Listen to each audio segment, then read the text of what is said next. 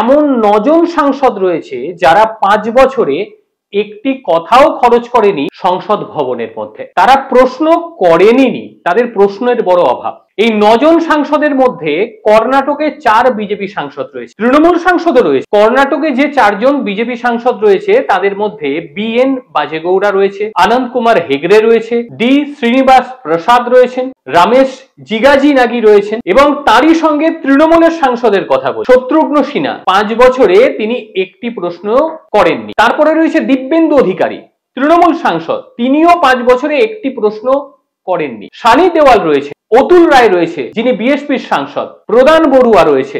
এই 9 জনের মধ্যে আবার 3 জন এমন রয়েছে যাদের সংসদীয় কার্যকলাপ একেবারে শূন্য। প্রশ্ন তো করেননি, উত্তর পর্বে যে কাগজে লেখে সেটাও করেননি। তাদের মধ্যে রয়েছে রমেশ জিগাজিনাগি, বিজেপি সাংসদ, সংসদীয় কার্যকলাপ একেবারে শূন্য। আর একজন রয়েছে তৃণমূলের সাংসদ শত্রুঘ্ন সিনহা, তারও সংসদীয় কার্যকলাপ একেবারে শূন্য। এবার ভাবুন, আমরা ভোট দিয়ে সাংসদদের পাঠাই এলাকার সমস্যাকে সংসদ ভবনের মধ্যে তুলে ধরার জন্য, কিন্তু এনাদের কাছে কোনো সমস্যাই নেই।